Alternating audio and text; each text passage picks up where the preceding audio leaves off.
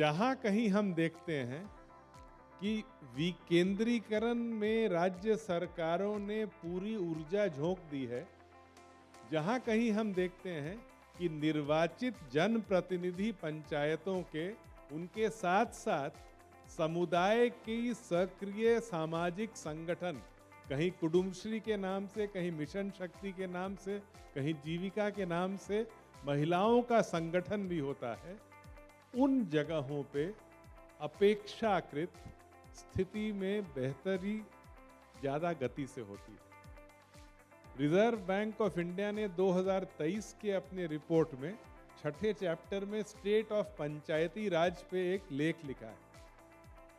उन्होंने devolution index, विकेंद्रीकरण का जो आंकड़ा होता है, उसको लिया है राज्यों का कि किन राज्यों में ज्यादा विकेंद्रीकरण हुआ है, और उसकी तुलना उन्होंने की है मानव विकास के आंकड़ों से।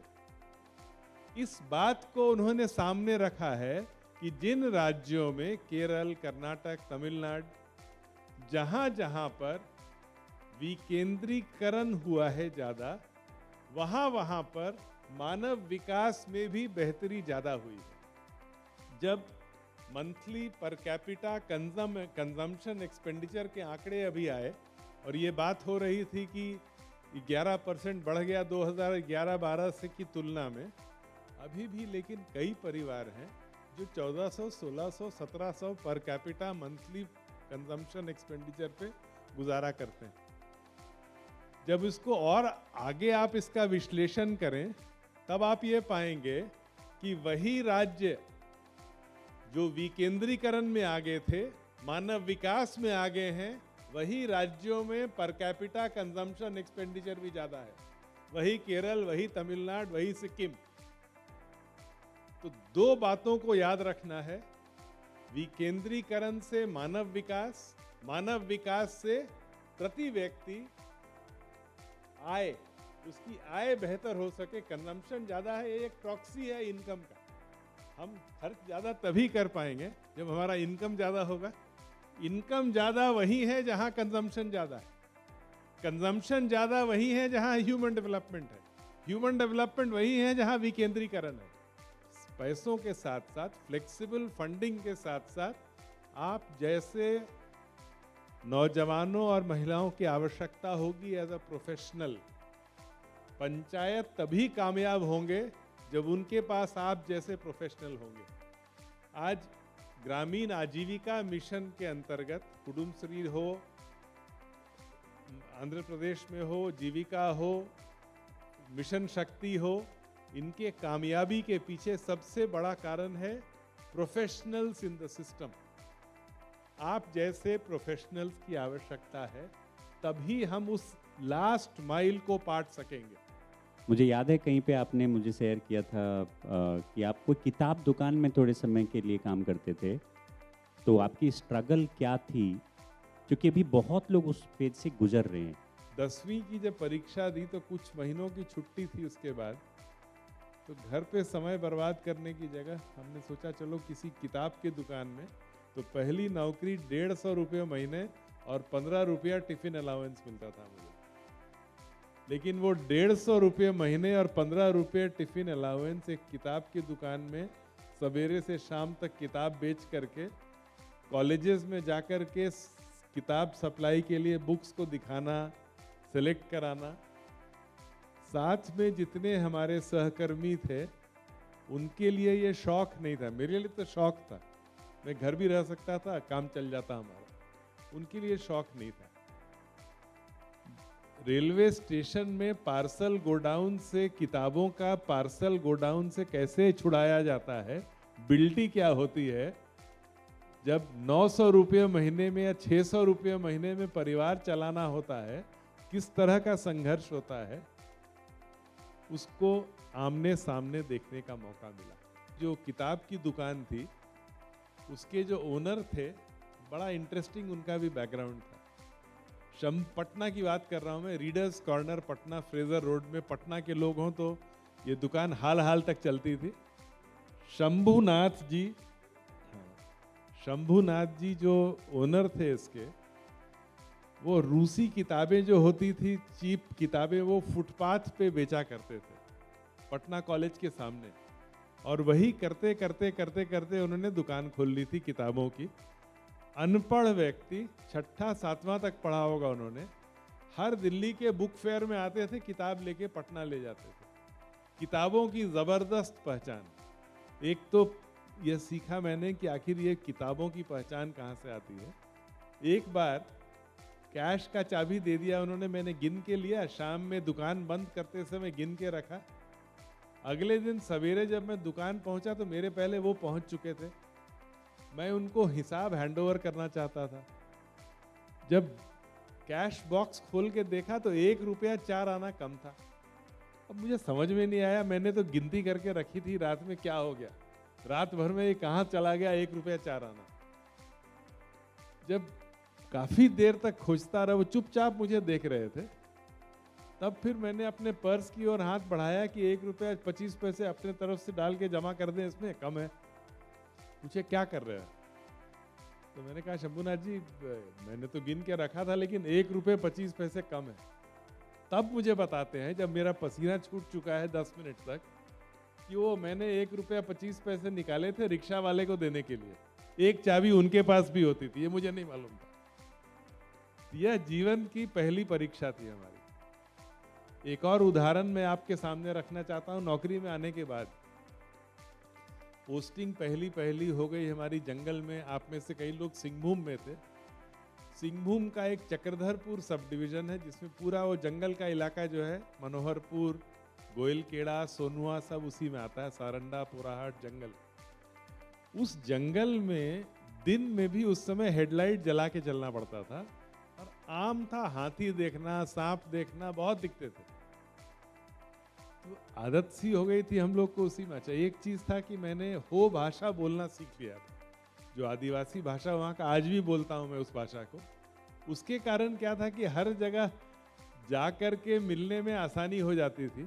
2-4 वाक्य भी आप हो में बोल दीजिए तो सभी समझते थे कि अपना कोई आदमी है। एक बार ऐसा हुआ कि आगे नदी में पानी काफी आ गए। पीछे साइड जब गए तो वहाँ भी एक नदी, वहाँ भी पानी बहुत बरसात में। अब रात गुजारना था। अब उस जंगल में एक गांव दिखा कहीं पे, तो आया कि नहीं नहीं, आप हमारे गांव में हमारी झोपड़ी में ही रह लीजिए। तो ड्राइवर और मैं 2 लोग थे। बेचारे गांव वाले अपना जो भी घर में चौकी उसकी एक थी, तो कहा कि आप चौकी पे सो जाइए, मैं नीचे सो जाऊंगा। वहां तक तो ठीक था। अब रात में जब लेट करके मैं सोया हुआ था, तो ऊपर जो झोपड़ी का पुआल जो होता है, उसमें कुछ चलने की आवाज आए, घर घर घर घर चल रहा है। अब मुझे, एक तो शहर के लोग, हम लोग उतनी जानकारी होती नहीं है, लेकिन आवाज से हमें लगा कि कुछ सांप वाप है। तो नींद ही ना आए, ऊपर देखता रहा मैं। जब देखा कुछ देर के बाद उसने अपना आंख खोल करके बोला, क्या बात है, आप क्यों नहीं सो रहे?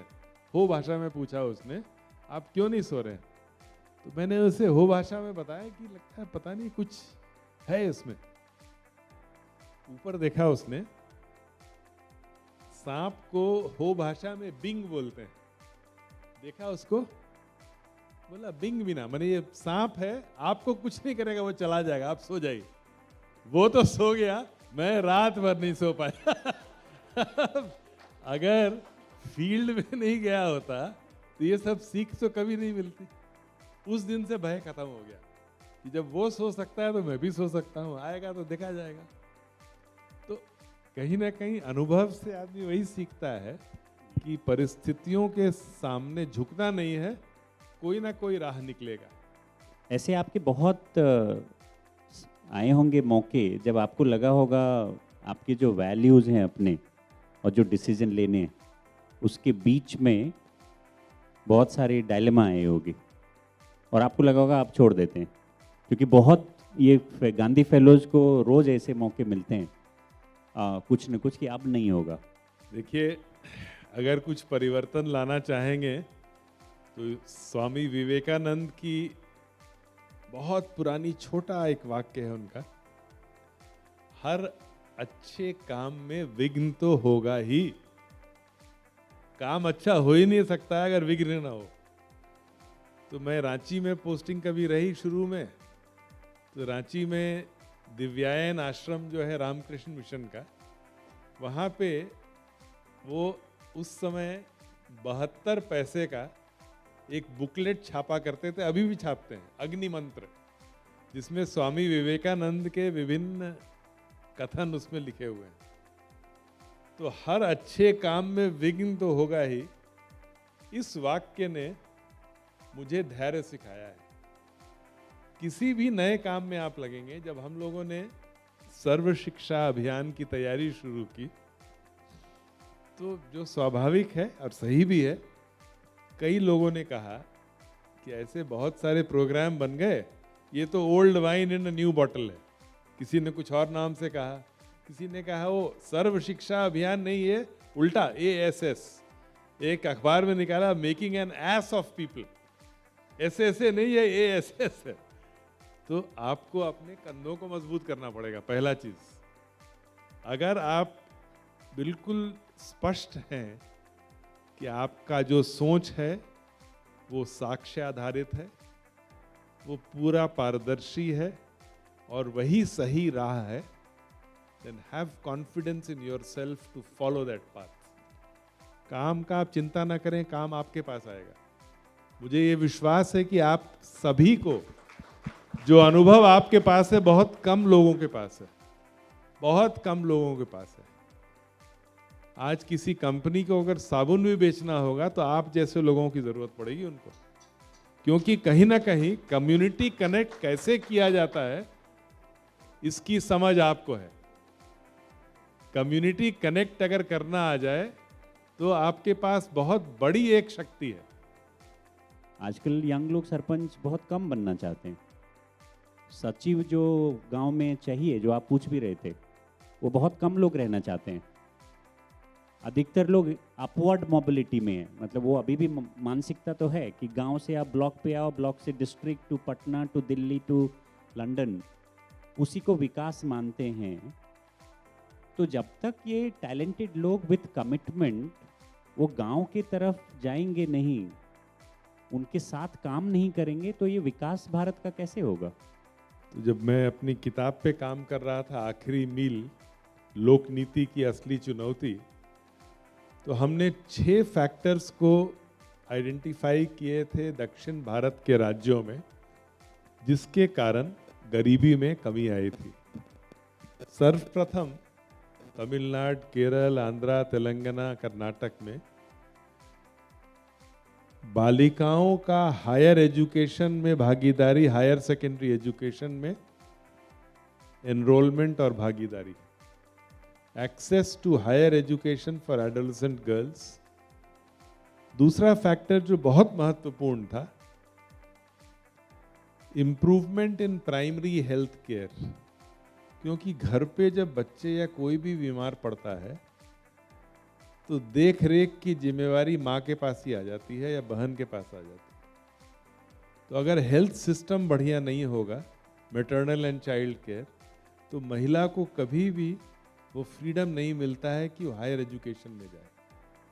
तीसरा, जब महिलाएं हायर एजुकेशन में भाग लेती हैं तो महिला बिहार की हो या केरल की हो, फर्टिलिटी रेट में कमी आती है, कुल प्रजनन दर में कमी आती है, रिप्लेसमेंट लेवल पे या रिप्लेसमेंट लेवल से कम, हायर सेकेंडरी पास या बाकी में छोटा परिवार होता है। चौथा फैक्टर, जब महिलाएं जाती हैं, एडोलेसेंट गर्ल्स जाती हैं college, A&M school, IT skill training centre, vocational education, ITI, तब जब महिलाएं साथ जाती हैं तो एक नई बॉन्डिंग होती है, न तो किसी की बेटी, न तो किसी की बहन, न तो किसी की पत्नी, a women unto her own. इसका भी एक प्रभाव पड़ता है, बहुत मेजर। पांचवा फैक्टर जो महत्वपूर्ण रहा, जब हायर एजुकेशन, हायर सेकेंडरी महिलाएं कर लेती हैं तो वोकेशनल एजुकेशन के कई द्वार खुल जाते हैं। चाहे आप केरल में देखें, चाहे वो तमिलनाडु में देखें, कर्नाटक में देखें, आज भी विमेन फैक्ट्री वर्कर्स हिंदुस्तान में सर्वाधिक तमिलनाडु में है, क्योंकि उनको मौका मिला महाराष्ट्र में, तमिलनाडु में ITIs पॉलिटेक्निक्स ज्वाइन करने का। चूंकि वो शिक्षित थी इसलिए जा पाई, और चूंकि ITIs और पॉलिटेक्निक्स की संख्या इन दो राज्यों में अन्य राज्यों से काफ़ी ज़्यादा रही। और जो छठा फैक्टर एक्सप्लेन करता है कम गरीबी का दक्षिण भारत के राज्यों में, वो है access to collateral free lending for women self help groups. महिला स्वयं सहायता समूहों को बिना किसी मॉर्टगेज के 10 लाख तक जो अब बढ़ा के 20 लाख कर दिया गया। महिलाओं के संदर्भ में आज करीब 10 करोड़ महिलाएं पूरे देश में इस लाइवलीहुड मिशन, आजीविका मिशन से जुड़ी हुई हैं, अलग अलग नाम से। कहीं जीविका, कहीं आजीविका, कहीं कुटुंबश्री, कहीं मिशन शक्ति, अलग अलग नाम है, लेकिन हर जगह महिलाओं का संगठन व्यापकता के साथ फैल रहा है। आज 44% ग्राम पंचायतों की 31 लाख निर्वाचित प्रतिनिधियों में 44% महिलाएं हैं।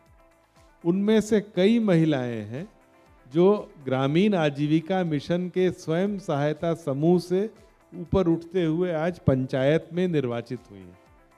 अगर युवाओं के साथ भी इस प्रकार का सांस्कृतिक कौशल विकास से जुड़ा, अन्य सामाजिक कार्यों से जुड़ा एक फॉर्मेशन बनता है गांव-गांव में, तो स्वाभाविक रूप से उसका एक परिणाम बेटर लीडरशिप इन पंचायत भी होगा।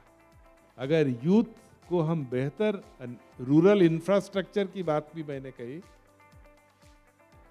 गांव में यूथ तभी ठहर पाएंगे अगर हम उनको बेहतर अवसर दे सकें, बेहतर इंफ्रास्ट्रक्चर दे सकें।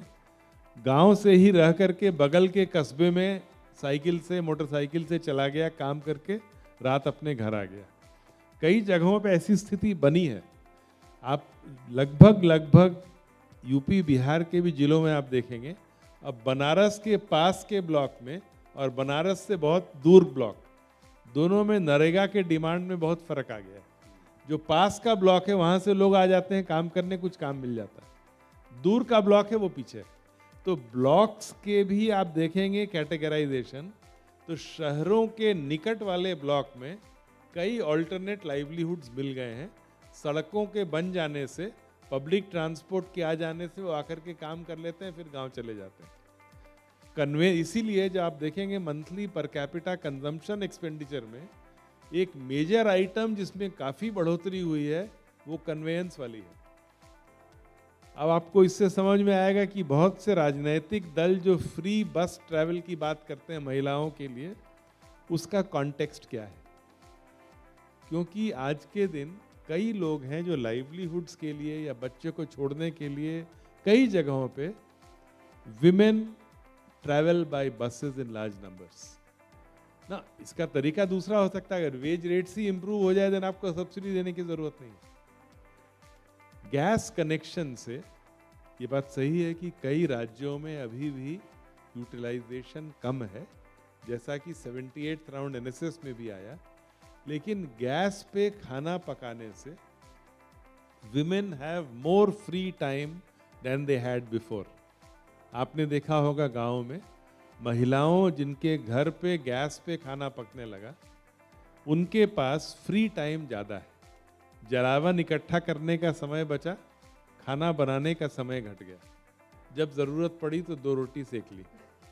तो कहीं ना कहीं ये मैटर फिर इनकम को लेकर के उस ओर हमें ले जाता है। यूथ का जब संगठन होगा, जब अप्रेंटिसशिप्स के प्रोग्राम्स बढ़ेंगे, यूथ का विकेंद्रीकृत तरीके से जुड़ाव अगर स्किल प्रोग्राम में हो, एक ऐसा कार्यक्रम जो स्किल का है उसका भी डिसेंट्रलाइजेशन बहुत जरूरी है। अनफॉर्चुनेटली स्किलिंग में हमने सेंट्रलाइज्ड मॉडल्स छोड़ रखे हैं ज़्यादा। सेंट्रलाइज्ड मॉडल में समाधान नहीं मिलेगा, हमें डिसेंट्रलाइज्ड मॉडल्स खोजना पड़ेगा। जब तक गांव के लोगों का जुड़ाव नहीं होगा तब तक उसमें सफलता नहीं मिलेगी। मध्य प्रदेश में एक प्रयोग किया गया था कुछ वर्ष पूर्व, मुझे जाने का मौका लगा था। जहाँ जहाँ उनकी महिलाओं का संगठन मजबूत था, एक उन्होंने कोशिश की रजिस्टर एक चालू करके कि कौन कौन लड़के लड़कियां जिन्हें नौकरी चाहिए या जिन्हें काम चाहिए, और उन गांवों में विभिन्न प्रक्रियाओं से रोजगार मिला करके, ट्रेनिंग प्रोग्राम करा करके, कौशल दे करके उनको गेनफुली एम्प्लॉय करने की कोशिश की गई थी नॉन फार्म सेक्टर में। कई जगह यह सफल हुआ था। तो हमें लगता है यूथ के साथ हमारा एंगेजमेंट बहुत बढ़ना चाहिए। यूथ के साथ एंगेजमेंट में स्किल की भूमिका, स्पोर्ट्स की भूमिका, कल्चर की भूमिका, संगठन की भूमिका और इनकम्स की भूमिका, चाहे वो अप्रेंटिसशिप के रूप में हो, किसी भी रूप में हो, इसको भी हमें देखने की आवश्यकता है। क्योंकि जिस तरह से महिलाओं का संगठन बना है, वैसे ही युवाओं का संगठन भी बहुत महत्वपूर्ण है फॉर सोशल ट्रांसफॉर्मेशन।